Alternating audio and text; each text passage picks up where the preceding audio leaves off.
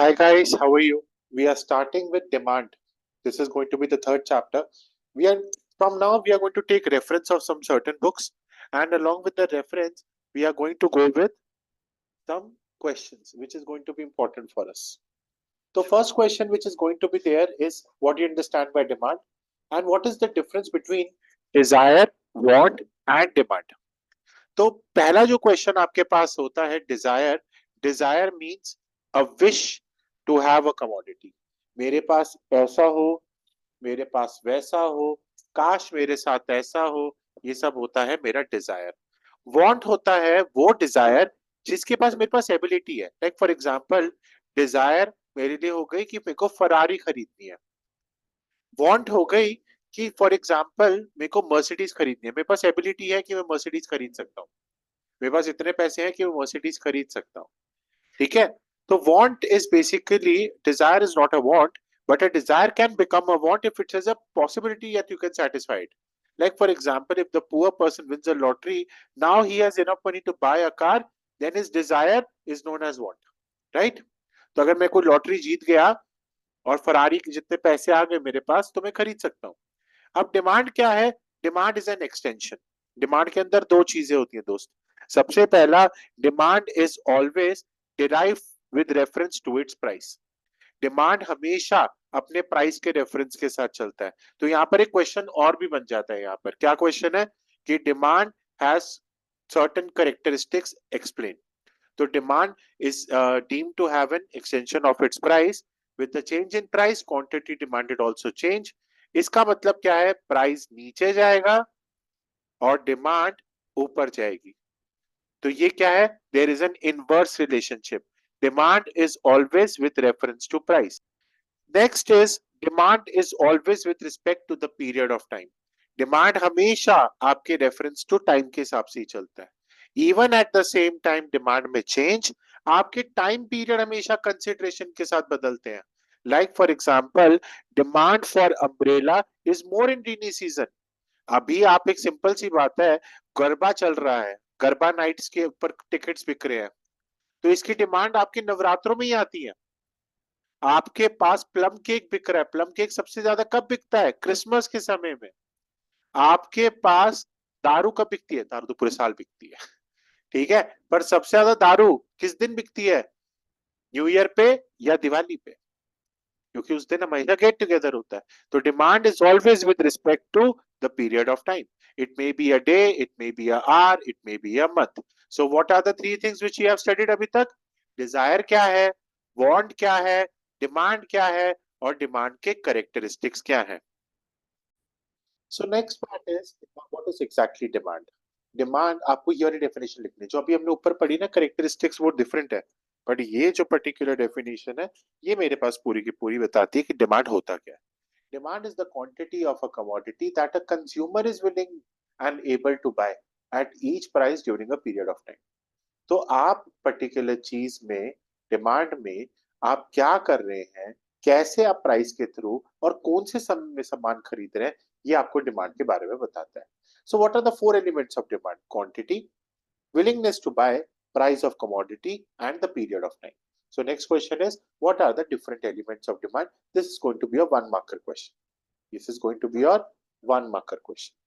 Next question is, what do you understand by individual demand and market demand, and what is its difference? ये difference वाला portion ना बाद में आएगा, पर पहले आप individual डिमांड में चले जाइए. देख लीजिए आई का मतलब क्या होता है. इंडिविजुअल, ये देख लीजिए. It is a commodity. It refers to a quantity of a commodity that a consumer is willing to buy. Market demand refers to the quantity that all consumers are willing and able to buy at each price during a period of time. तो यहाँ पर क्या है? एक particular individual. यहाँ पर क्या है? सारे मार्केट इंडिविजुअल. इसके बाद आपके पास आते हैं अलग अलग डिटर्मिनेंट्स. डिमांड के अलग अलग फैक्टर्स हैं दोस्तों. पहला फैक्टर आपके पास आता है price of a given commodity. Price of a given commodity is my first factor. तो पहला क्या है? Price of a given commodity, जो बताता है कि डिमांड आपके पास चलती है and there exist an inverse relationship between price and quantity demanded. Price बढ़ेगा, क्वांटिटी नीचे. प्राइस नीचे, क्वांटिटी ऊपर। तो ये हमेशा ये बोलता है कि there is an inverse relationship, price increases quantity demand falls, price decreases quantity demand increases. So if a price for example say T increases quantity demand fall करता है, क्योंकि यहाँ पर जो आपके पास प्राइस बढ़ रहा है लोग अपनी दूसरी क्वांटिटी की तरफ जाएंगे, दूसरी चीजों की तरफ जाएंगे। नेक्स्ट इज, अगर हम बात करते हैं प्राइस ऑफ रिलेटेड गुड्स, तो पहला सवाल ये आता है कि प्राइस ऑफ रिलेटेड गुड्स क्या होता है। रिलेटेड गुड्स वो गुड्स होते हैं जिनकी वजह से, एक प्राइस की वजह से दूसरे की डिमांड बदलती है। लाइक फॉर एग्जांपल एक्स की वजह से वाई का अलग चीजें करती है। आपके पास आते हैं price of related goods. Related goods दो प्रकार के होते हैं, एक होता है सब्स्टिट्यूट गुड्स, दूसरा होता है कॉम्प्लीमेंट्री गुड्स। सब्स्टिट्यूट गुड्स वो होते हैं जो एक दूसरे के साथ यूज हो सकते हैं, जैसे टी और कॉफी, जैसे बाग बकरी चाय और रेड लेबल चाय। आपके पास अगर ये दोनों में से कोई नहीं है तो वो यूज कर सकते हो। तो increase in price of substitute good leads to an increase in demand of particular commodity. अगर आपके पास मालबोरो की सिगरेट का प्राइस बढ़ जाता है तो लोग गोल्ड फ्लेक पीना शुरू कर देंगे, यही तो होता है। So if a price of a substitute good increases, then demand for a good will rise as tea will become cheaper. तो there is a direct relationship, ध्यान रखिएगा। अगर मेरे पास मेरे सब्स्टिट्यूट गुड्स का प्राइस बढ़ रहा है तो मेरी क्वांटिटी डिमांड बढ़ रही है। अगर एक्स का प्राइस बढ़ रहा है तो वाई की क्वांटिटी डिमांड बढ़ रही है, क्योंकि भाई प्राइस जब जब फॉर एग्जांपल फिर मैं बता रहा हूं, मेरे पास मालबोरो सिगरेट का प्राइस बढ़ रहा है तो मेरे पास गोल्ड फ्लेक सिगरेट की डिमांड बढ़ेगी। हाँ तो यही तो बोल रहा है वो। तो related commodities are those in which the price of one good causes a change with demand for other. यहाँ पे दो कमोडिटी का फर्क है। वहां पे प्राइस ऑफ रिलेटेड गुड्स में क्या, प्राइस ऑफ गुड्स में क्या था, वहां पे सिंगल कमोडिटी थी। Price of a given commodity में क्या था, एक सिंगल था। यहाँ पर क्या हो रहा है, दो हो रहा है। ठीक है।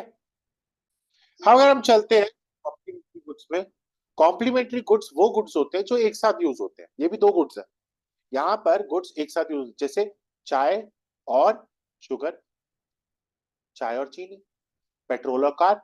पेट्रोल का प्राइस बढ़ेगा, कार की डिमांड नीचे। पेट्रोल का प्राइस बढ़ेगा तो कार की डिमांड नीचे। अब डीजल का प्राइस देख रहे हैं ना, डीजल का प्राइस बढ़ा तो डीजल की कार का वो जो डिमांड है वो नीचे। So increase in the price of complementary goods leads to the decrease in demand for commodity. अगर तेरी ट्राइमेक्स रिफिल का पेन का प्राइस बढ़ जाए तो तेरी ट्राइमेक्स पेन की सेल कम हो जाएगी। समझ में आ रही है बात। तो यहाँ पर if a price of a complementary goods increase then the demand will fall. So यहाँ पर देख लीजिए दोनों का एग्जांपल दिया, tea coffee Coke Pepsi pen pencil, ये सब सब्स्टिट्यूट गुड्स है। एक नहीं तो दूसरा सही, तू नहीं तो तू सही। यहाँ पर क्या है कॉम्प्लीमेंट्री गुड्स में, वो कहते हैं ना मैं नहीं तो कौन बे, सीडी डीवीडी ये tea and sugar, pen and ink, car petrol, bread butter, pen refill. समझ में आ रही बात। सो दोस्तों हम चलते हैं थर्ड उसमें, income of the consumer. Demand is also affected by the income of the consumer. क्या क्या आपके पास चेंजेस हैं इनकम पे, ये डिपेंड करता है आपकी कमोडिटी पे। ध्यान रखिएगा दोस्तों, अगर आपकी कमोडिटी दो प्रकार की होती है, एक होता है आपका नॉर्मल गुड्स और दूसरा होता है दोस्त मेरा इंफीरियर गुड्स। नॉर्मल गुड्स वो गुड्स है, देखो भाई नॉर्मल गुड्स वो गुड्स है जिसकी इनकम अगर बढ़ रही है उसकी डिमांड भी बढ़ रही है। जैसे भाई फ्रिज, जैसे भाई तेरे क्लोथ्स, यार ये सब चीजें ना जितनी इनकम बढ़ती है उतना ही अच्छा अच्छा लेकर आते हैं। टीवी, ये सब नॉर्मल गुड्स है। पर एक आता है हमारे पास इंफीरियर गुड्स। अब भाई ये इंफीरियर गुड्स होते क्या है, इंफीरियर गुड्स होते हैं जिनकी यार चीजें सही नहीं होती। मतलब लाइक फॉर एग्जांपल मैं तुझे टीवी की बात कर रहा हूँ, ये टीवी जो है ये एलईडी ले रहे हैं, एलसीडी ले रहे हैं। कुछ लोग अभी भी है जिनके पास ना फ्लैट्रॉन टीवी है, पुराने जमाने वाला। वो फ्लैट्रॉन टीवी होता है जिसमें वो फ्लैट सा होता है, पर पुराना बिल्कुल बाबा बाबा आदम के जमाने का बीपीएल सोनी उस टाइप का टीवी। सो ये गुड्स है सारे इंफीरियर गुड्स। आपकी जितनी भी इनकम इंक्रीज होगी आपकी डिमांड उतनी रिड्यूस होगी, और डिक्री हाँ आपकी जितनी इनकम इंक्रीज होगी ये फ्लैट्रॉन टीवी की डिमांड उतनी कम होगी। पर जितनी इनकम आपकी इंक्रीज होगी फ्रिज क्लोथ्स टीवी ये नॉर्मल गुड्स की इंक्रीज होगी। तो यहाँ पर क्या होता है इंफीरियर में ना रिलेशनशिप ऑपोजिट है, income increases demand decreases. Normal good में क्या है, इनकम इंक्रीजेस डिमांड इंक्रीजेस। ये डायरेक्ट है। जैसे अब मैं सिंपल सी बात करता हूँ, तुझे बाजरा, तो अरे भाई तू फॉर एग्जांपल गांव में रहता है राजस्थान के और तू खाता था बाजरे की रोटी। पर अब सिंपल सी बात है तेरी इनकम बढ़ रही है we are moving towards multigrain atta, we are moving towards diet. जितनी आप अच्छी डाइटिंग कर रहे हो उतना ही पैसा है आपके पास। वो कहते हैं ना, मोटे जो पतले होते हैं लोग मोटे से, वो इसका मतलब ये कि they are getting good money, that is the reason why they are into this thing. People are eating tofu rather than eating paneer. तो it's like they are moving towards normal good, this is not inferior good. Inferior good वो good है जिसकी buying capacity कम है, वो वही खा रहा है। जैसे हमारे जो चावल है, बासमती नहीं, नॉर्मल जो चावल होते हैं, तो वहां पर क्या होता है, जितना आपकी इनकम इंक्रीज होती है आपकी उतनी डिमांड कम होती रहती है इंफीरियर की। पनीर को इंफीरियर तो नहीं बोलूंगा मैं, क्योंकि वेजिटेरियंस के लिए ये है। बट जो घर पे पनीर बनाते हैं, लोग बाहर से लेकर आते हैं घर पे बनाते हैं, जो घर पे पनीर बनाते हैं वो कम रेट का होता है, राइट? तो वो वाला खाते हैं जो। So suppose income of the consumer increases, as the result the consumer reduces the consumption of tone milk. अगर भाई सिंपल सी बात है, पहले मैं डबल टोन मिल्क और टोन मिल्क लेता था, पर अब मैं क्या लेता हूँ, फुल क्रीम मिल्क, भैंस का मिल्क आता है पूरे गांव से अपने, क्योंकि इनकम बढ़ रही है। In this case, tone milk is an inferior good and full cream is a normal good, right? Next part हम लोग आते हैं दोस्त, टेस्ट एंड प्रेफरेंस। अच्छा, एक चीज और इंफीरियर गुड्स में बताना चाहूंगा, हर एक आदमी के हिसाब से उसका इंफीरियर गुड्स होता है। जैसे फॉर एग्जांपल, मेरी गाड़ी है होंडा जैज, तो मेरे लिए वो नॉर्मल गुड है। पर जिसके पास मर्सिडीज हो, उसके लिए होंडा जैज क्या होगा, इंफीरियर गुड। तो वो हर एक कैपेसिटी पे भी डिपेंड करता है, बंदे के इनकम पे। तो हर एक बंदे की अपनी इंफीरियरिटी अलग होती है, इसलिए कहते हैं ना, you are suffering from inferiority complex. तो every individual suffer from its different inferiority complex. समझ में आ गई बात? नेक्स्ट आते हैं मेरा टेस्ट एंड प्रेफरेंस।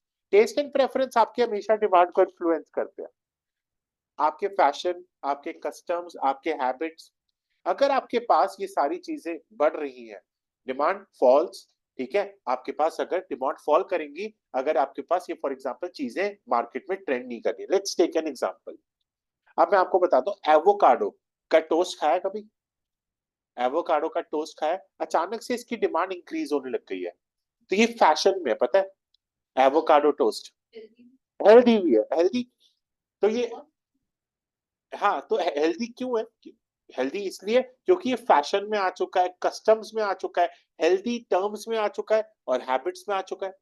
ये सारी चीजें इसकी वजह से अब ये ट्रेंडिंग में आ गया एवोकाडो। नहीं तो अपने दादा से पूछो जाके, नाना से पूछो जाके कि भाई जी आपने कभी खाया है एवोकाडो, वो बोलेंगे ये कौन सी बला है।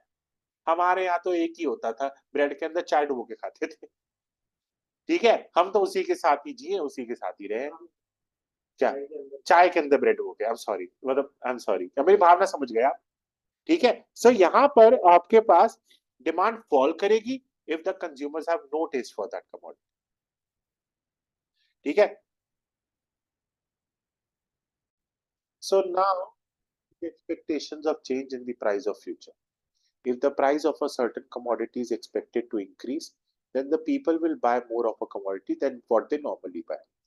यहाँ पर आपके बीच में एक डायरेक्ट रिलेशनशिप होता है between the expectations of price and changes demand in the current period.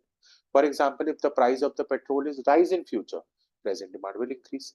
The expectations of change in the price of the future, ये तो बढ़ेगा ही बढ़ेगा। अब आते हैं मेरे पास चेंज इन क्वांटिटी डिमांडेड और change in demand. This is going to be the last topic for the day. तो चेंज इन क्वांटिटी डिमांडेड, जब भी आपके पास डिमांड जब बदलेगा, then the change in demand is known as change in quantity demanded. अगर सिर्फ price की वजह से, क्वेश्चन क्या है, ये है ट्रिक इसके अंदर, अगर प्राइस की वजह से आपकी डिमांड में बढ़ रहा है तो इसको हम क्या बोलते हैं, चेंज इन क्वांटिटी डिमांडेड। सिर्फ प्राइस की वजह से, सिर्फ और सिर्फ प्राइस की वजह से। पर बाकी अब हमने कौन कौन से फैक्टर्स पढ़े? हमने फैक्टर्स पढ़े 5। कौन कौन से? Price of goods, price of related goods, income of the consumer, taste and preference, और लास्ट मेरा फ्यूचर। ठीक है। ये 5 चीजों की वजह से जब भी आपके पास डिमांड और उसमें चेंजेस हो, this is known as change in demand. हाँ जी, यस। तो अब इसका एग्जांपल देखिए। If for example people may buy more ice cream during summers than the winters. अब ये क्या हो रहा है, यहाँ पे प्राइस का कोई फर्क नहीं पड़ रहा, यहाँ पर अदर फैक्टर्स की वजह से हो रहा है। तो ये क्या हो गया, change in demand. Consumer income falls and number of automobile purchase declines. ये क्या हो रहा है, अदर फैक्टर्स की वजह से, प्राइस की वजह से नहीं हो रहा है। LG reduces it's price by 10%। तो यहाँ पे क्या आ गया टर्म, प्राइस। तो कीवर्ड देख रहा है, change in quantity demanded. College raises its fees, तो यहाँ पे प्राइस आ गया। So number of students enrollment form falls. तो जहां पर भी प्राइस फैक्टर आ रहा है, यहाँ वो क्या हो जाएगा दोस्त, चेंज इन क्वांटिटी डिमांडेड। और जब भी आपके पास अदर फैक्टर्स आ जाएंगे तो वो क्या हो जाएगा, चेंज इन डिमांड। समझ में आ गया दोस्त? थैंक यू, आज के लिए इतना ही।